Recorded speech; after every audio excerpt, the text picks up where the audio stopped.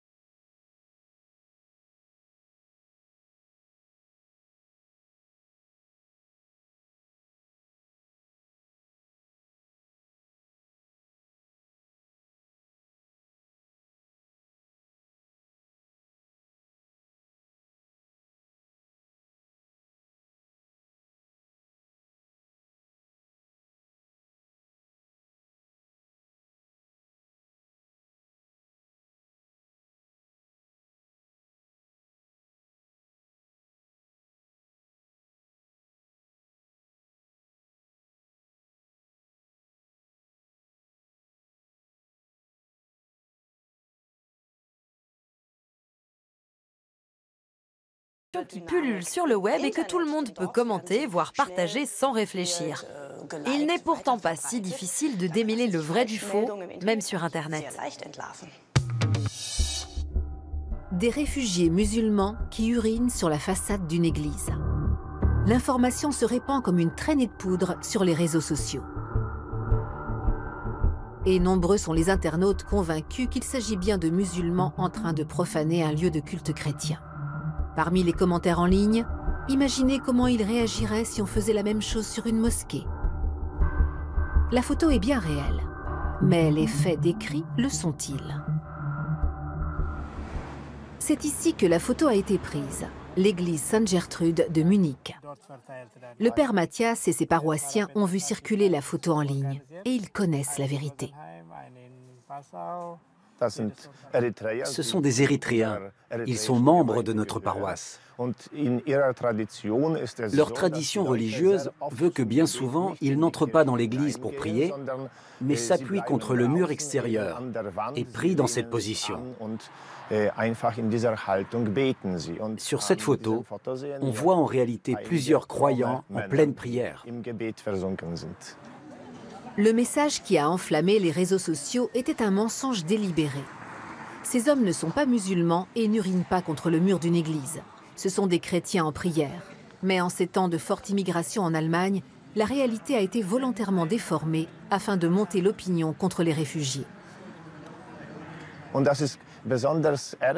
Il est particulièrement révoltant que ce soit l'acte de prière qui ait été manipulé de la sorte, dans le simple but de nuire à autrui. Prendre une situation en photo et la dénaturer dans l'intention de manipuler l'opinion, c'est de la calomnie. Et cela peut avoir de graves conséquences pour ses victimes. Un exemple d'intox malveillante parmi tant d'autres.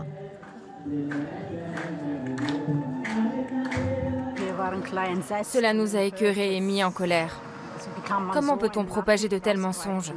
C'est ce qu'on aimerait comprendre. C'est toujours affreux de s'en prendre aux faibles, à ceux qui ne peuvent pas se défendre. C'est une honte. Démentir ces fake news, c'est la mission d'André Wolf et de ses collègues au sein de l'association Mimikama. Cela fait déjà 6 ans que sur leur page web, ils mettent en garde les internautes contre la désinformation en ligne, qu'elle soit mal intentionnée ou seulement absurde. Les premières années, nous avions surtout affaire à des canulars, des légendes urbaines traduites de l'anglais. Les choses ont beaucoup changé depuis 2014 ou 2015. Aujourd'hui, ce sont les migrants, les étrangers, qui sont les cibles principales de la désinformation. Et depuis plus d'un an, les sujets politiques agitent aussi les réseaux sociaux. Sur sa page Facebook « Réfléchir d'abord, cliquer ensuite », l'association décrypte les articles d'actualité aux informations douteuses. Elle reçoit jusqu'à 150 requêtes par jour. À charge pour les 23 membres d'enquêter pour rétablir la vérité. Quand c'est possible, nous interrogeons les autorités, la police si nécessaire, ou bien d'autres journalistes. Si nous pouvons parler à un témoin direct ou à une personne impliquée, nous le faisons. Sinon, nous utilisons presque uniquement les moteurs de recherche. Par exemple, voici une photo qui a récemment circulé dans les médias. Elle montre un enfant soi-disant molesté par des migrants algériens. Il suffit de cliquer sur l'image pour faire un glisser-déposer dans la recherche image. Le moteur de recherche fait apparaître une liste de résultats et c'est là que ça devient intéressant. Parmi ces résultats, il y a des pages web en anglais qui expliquent que cet enfant a été attaqué par un pitbull. La réalité n'a donc rien à voir avec le message publié sur les réseaux sociaux. Une méthode de vérification simple et à la portée de chaque internaute, qui permet de vérifier soi-même les informations au lieu de les relayer sans réfléchir. La motivation des inventeurs de fake news n'est pas toujours d'ordre idéologique. Pour beaucoup, propager des rumeurs est avant tout une source de revenus. Il s'agit de personnes qui veulent s'enrichir. Elles inventent pour cela des sujets accrocheurs qui semblent plausibles. Le lecteur va cliquer sur le lien et voir apparaître de la publicité, ce qui génère de l'argent. Mais bien des internautes n'ont pas conscience de tout cela. Coincés dans leur bulle de filtrage digital, ils tiennent ces articles fallacieux pour véridiques parce qu'ils correspondent à leur propre image du monde. Certains sont tellement enfermés dans leur bulle de filtrage qu'ils ne voient plus aucun contenu contraire à leur point de vue. Ceux-là sont hors de notre portée. Et ça concerne tous les types d'extrémisme, pas seulement des opinions politiques. Le père Mathias en a fait l'expérience. Il a tenté de rétablir la vérité au sujet de la photo mensongère par mail et sur la page internet de la paroisse. Sans succès. La vérité ne semblait pas intéresser autant que le mensonge, qui lui s'est propagé à la vitesse de l'éclair.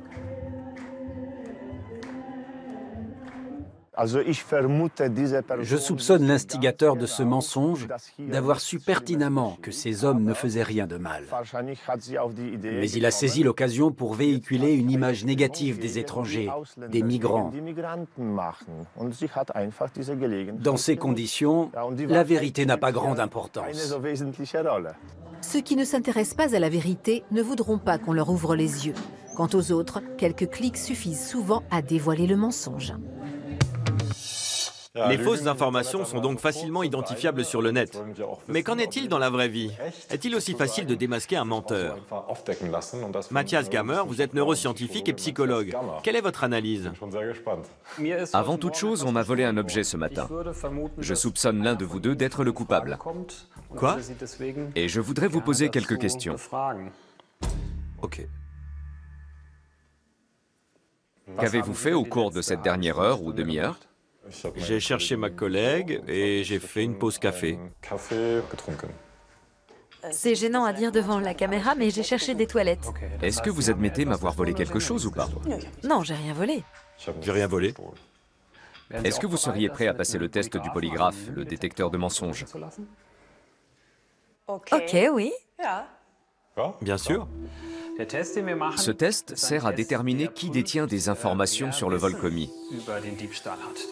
Il consiste à poser des questions qui portent sur des détails spécifiques connus du seul coupable.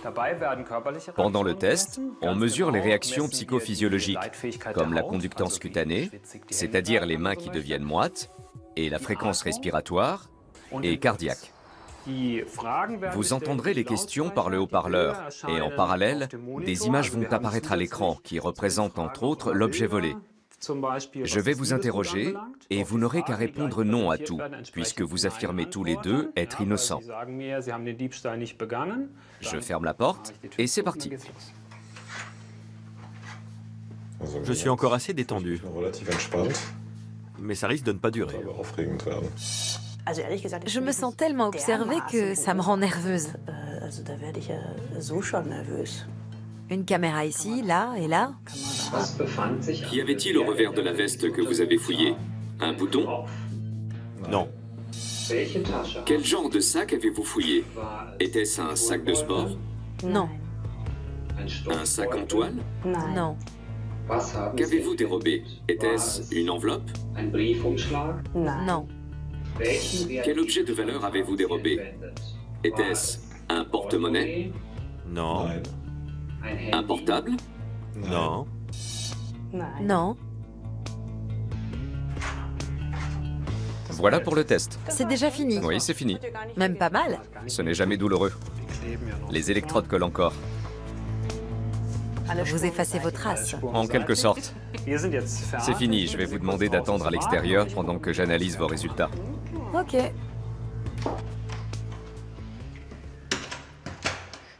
Contrôler son pouls et sa respiration est quasi impossible, sans compter que mentir peut être très fatigant. Les imposteurs, eux, mentent tout le temps, et avec une telle habileté qu'ils finissent par se convaincre eux-mêmes. Denny était infirmier, travailleur et impliqué, mais insatisfait. Sacha travaillait dans une station-service en face d'un hôpital. En quelques clics sur Internet, ils se sont inventés une autre vie. Un diplôme habilement falsifié, un CV impressionnant, bien qu'imaginaire, et les voilà médecins. Ainsi, Denny l'infirmier a pu sillonner les mers en tant que médecin de bord sur un bateau de croisière où il a soigné plus de 1000 passagers. Sacha, le jeune employé de la station-service, est devenu médecin urgentiste et administrait les gestes qui sauvent. 2 cas d'études pour un véritable médecin, le professeur Stefan Röpke, spécialiste des troubles de la personnalité. Pourquoi mentir ainsi ? L'une des motivations d'un imposteur peut être de se construire une identité plus convenable, dans laquelle il se sent mieux et qu'il finit par endosser. Souvent, ces personnes se fondent tellement dans leur rôle qu'elles en arrivent presque à se convaincre elles-mêmes que leur mensonge est réel. Sacha, le jeune homme de la station-service, démarre une nouvelle carrière en tant qu'interne dans un service d'anesthésie. L'hôpital est satisfait de son travail, personne ne remarque qu'il n'a aucune formation médicale, ni même le baccalauréat. Denny, l'infirmier diplômé, devient quant à lui médecin coordinateur pour les transplantations. Il donne même des conférences. De l'intelligence et une aisance à l'oral, 2 qualités typiques des imposteurs. Ce sont souvent des gens qu'on écoute avec plaisir. Quand ils sont enfants, ils racontent volontiers des histoires. Ils suscitent l'admiration des autres. Il faut une certaine agilité mentale, des idées et de la créativité pour tenir un tel mensonge sur la durée. Autre point commun, la solitude affective. Le mariage de Denny est un échec. Sacha, lui, se montre vite trop pressant envers les femmes et n'a que peu de contact avec sa famille. Quelqu'un qui jongle avec les mensonges est incapable de s'investir dans une relation intime, positive et rassurante. Il compense cette incapacité par le mensonge.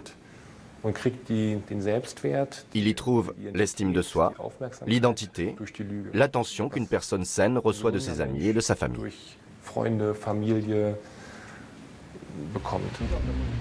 Les 2 prétendus médecins mettent des vies en danger. En tant qu'urgentiste, Sacha dirige des interventions où la vie des blessés est entre ses mains. Denny est ensuite embauché comme médecin anesthésiste, responsable d'anesthésie générale pouvant avoir de graves complications. Puis il devient médecin de bord sur un bateau de croisière. Tous les passagers sont sous sa responsabilité. Aucun patient ne s'en rend compte et la compagnie maritime ne doutera jamais de ses compétences. Denny parvient à duper tout le monde, jusqu'à y croire lui-même. Un imposteur est dans son personnage jusqu'au bout des ongles. Le soir, il n'enlève pas sa blouse pour redevenir ce qu'il était avant. Il s'endort médecin et se réveille médecin. Sacha est démasqué le jour où, pour se plaindre de la coordination des secouristes, il écrit un long mail truffé de fautes d'orthographe, au point que la direction des secours doute qu'elle ait vraiment été écrite par un médecin. Denis est percé à jour et suspendu lorsqu'il demande à ajouter un deuxième prénom à son autorisation d'exercice de la médecine. Les imposteurs prennent souvent des risques inutiles parce qu'ils refoulent le mensonge hors de leur conscience. C'est à différencier du délire. Un malade en proie au délire a une conviction inébranlable. Chez les menteurs pathologiques, ce n'est pas le cas. S'il est démasqué, il peut l'admettre et avouer que tout n'était qu'un mensonge. Les deux pseudo-médecins ont reconnu leur faute devant un tribunal. Jugés pour blessures corporelles graves, fraude, faux et usage de faux, ils ont été condamnés à 3 ans d'emprisonnement chacun.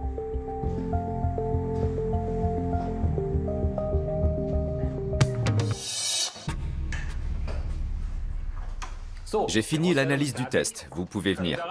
Ok. Alors, Qu'est-ce qu'on voit là? ce sont vos réponses à l'une des questions. La ligne bleue indique la fréquence respiratoire. La verte, la conductance cutanée, c'est-à-dire l'activité des glandes sudoripares. Et en rouge, c'est le pouls. J'ai analysé toutes les réponses et je vais demander à Dörte de me rendre ce qu'elle m'a volé. Vous êtes formel. C'est moi la voleuse. Oui, je suis sûr que vous êtes la coupable. Alors merci de poser sur la table les objets volés. Voilà votre portable. Je suis désolée. Et... Tu avais tout planqué dans tes bottes. Tu as menti! Comment en êtes-vous arrivé à cette conclusion? Ce test mesure vos réactions psychophysiologiques aux questions qui portent sur des faits avérés, D'accord. par opposition aux autres possibilités proposées. Voici par exemple vos réactions quand j'ai demandé s'il s'agissait d'un sac en toile, qui était justement le type de sac contenant l'enveloppe. Chez Dörte, on voit une nette réaction, alors qu'il n'y a quasiment rien chez Pierre, puisqu'il ignorait totalement quel type de sac avait été fouillé. Je m'étais pourtant promis de rester calme quand je verrais s'afficher le sac en question, puisque je me doutais bien que ça arriverait. Mais de toute évidence, j'ai été trahie par les réactions de mon propre corps. Oui, parce que c'est difficile à contrôler. Ces réactions dépendent du système nerveux autonome. Or, celui-ci fonctionne de façon automatique, indépendamment de notre volonté. C'est fou. Y a-t-il d'autres signes caractéristiques qui finissent par trahir les menteurs? Nous en avons tous déjà fait l'expérience, mais il faut bien avouer que mentir est plus fatigant que dire la vérité. On doit sans arrêt garder à l'esprit que pour éviter de se trahir, on ne doit pas dire certaines choses, on peut en dire d'autres. C'est un processus cérébral difficile et éprouvant. En conséquence, les menteurs ont souvent une attitude un peu plus réservée, notamment en faisant moins de gestes. C'est assez intéressant, parce que cela va à l'encontre de ce qu'on pourrait croire. On imagine que les menteurs sont stressés, donc très agités. Mais en général, leur langage corporel est plus retenu. Pour moi qui ne savais rien de rien et qui était malgré tout suspect, c'était quand même très stressant. Sûrement moins que pour Dörte, mais... Oui, et c'est justement ce qui complique les choses. Quand on est innocent et qu'on se retrouve à subir un interrogatoire de police, peut-être pour la première fois, c'est une situation extrêmement stressante. Voilà pourquoi il ne rime à rien d'interpréter les signes classiques de stress, qui n'ont rien de spécifique au menteur. Une personne innocente pourra se trouver dans un état de stress aigu parce qu'elle se sentira très mal à l'aise dans cette situation. A contrario, un menteur, peut-être plus habitué à tout ça, aura l'air plutôt calme dans le même contexte, tout en racontant des histoires qui ne collent pas à la réalité. Mais cela invalide les détecteurs de mensonges. Non, parce que le test du polygraphe sert à comparer les réactions du suspect entre elles, pas à juger de son attitude générale. Ah oui, c'est vrai. On ne se base pas sur l'état de stress global de la personne. Lors du test, vous n'avez pas du tout pris en compte le ton de notre voix, nos mimiques, ou l'expression de notre visage. Mais ma sœur dit tout le temps que lorsque je mens, je me touche le nez. C'est possible ou elle me fait marcher? Faudra que j'y fasse attention dorénavant. Alors, c'est possible? Il se peut que ce soit le cas pour vous, mais ce n'est certainement pas un signal fiable dont on peut tirer une généralité. C'est amusant que vous parliez de ça, parce qu'il existe un extrait télévisé du témoignage de Bill Clinton dans l'affaire Monica Lewinsky, pendant lequel il n'arrête pas de se toucher le nez. Certains ont alors dit que c'était le signe évident qu'il mentait, mais ça n'a rien de spécifique au menteur. On trouvera tout autant d'exemples de gens qui se touchent le nez, alors qu'ils disent la stricte vérité. Merci, professeur Gammer. Merci. Surtout reprenez votre téléphone et merci d'avoir participé à cette expérience. C'est fou de voir comme il est facile de percer à jour un menteur. Pour autant, ça n'a pas empêché bien des hommes d'en mener d'autres par le bout du nez, de façon parfois très inventive.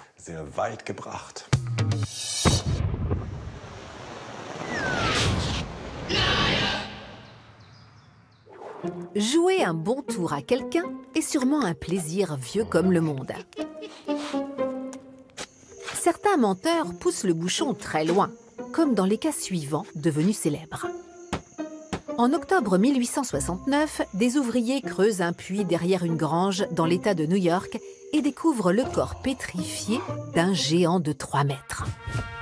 La découverte fait grand bruit et semble apporter la preuve que jadis, des géants peuplaient effectivement la Terre, comme il est dit dans la Bible.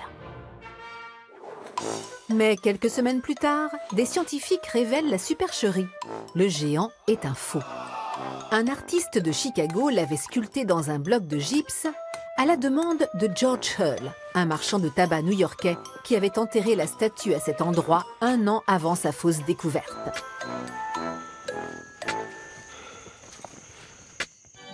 Il voulait ainsi se payer la tête de son pasteur qui prenait la Bible trop littéralement et n'a pas hésité pour cela à employer les grands moyens. Pour une apparence la plus réaliste possible, il avait même recréé les centaines de milliers de pores de la peau à l'aide de piqûres d'épingle.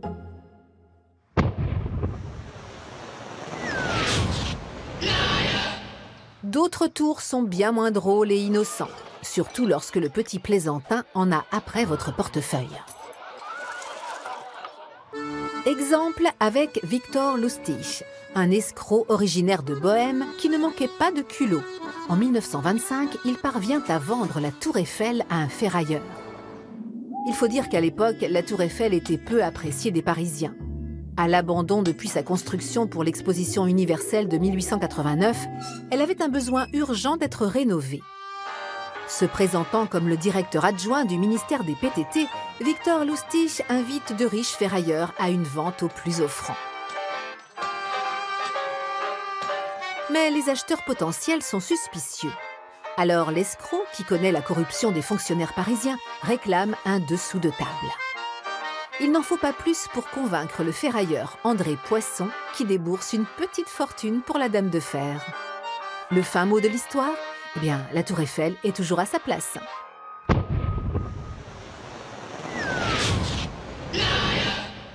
Autre stratagème qui a fait ses preuves pour s'enrichir sur le dos des autres, la vente de faux objets de valeur, en particulier les œuvres d'art. Konrad Kujau était un talentueux faussaire. Dans les années 1970, il a confectionné et vendu des toiles soi-disant peintes par Adolf Hitler.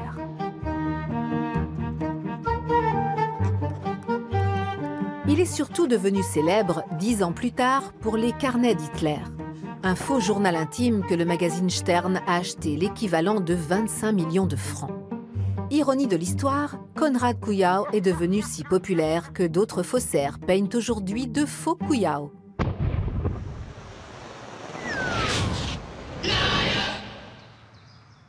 Les rois des menteurs, ce sont les escrocs, comme l'imposteur Wilhelm Voigt, un cordonnier qui s'est fait passer pour un officier et a dévalisé les caisses de la ville de Köpenick près de Berlin. Autre maître du genre, Frank Abagnale. Avant même ses 21 ans, il s'est fait passer pour un pilote de ligne, a travaillé comme avocat et comme médecin surveillant dans un hôpital. Une ingénieuse escroquerie au chèque lui a permis d'engranger près de 2,5 millions de dollars avant qu'il ne se fasse enfin attraper. Steven Spielberg s'est inspiré de son histoire pour son film « Attrape-moi si tu peux ». Mais là aussi, il y a eu tromperie sur la marchandise. Le vrai Abagnale était loin d'être aussi séduisant que Leonardo DiCaprio. C'est éreintant de mentir, non? Oui, pour toi aussi. Oui, clairement, même si c'était pour de faux et que je n'ai pas vraiment volé ce portable. Encore heureux. Il y avait une part d'excitation parce que c'était un jeu, mais quand j'étais ici, la main dans sa veste... C'était là? Juste ici. Je n'en menais pas large. Ah oui? Oui, je me suis inventé un alibi avec des tonnes de détails. C'était quoi ton alibi? Regarde l'émission et tu le sauras. Ok, si tu le dis. Promis juré. Sur ce, restez curieux et attentifs. Et vérifiez bien vos sources. À très bientôt, salut. On a mérité un café, non? Je t'invite, Pinocchio.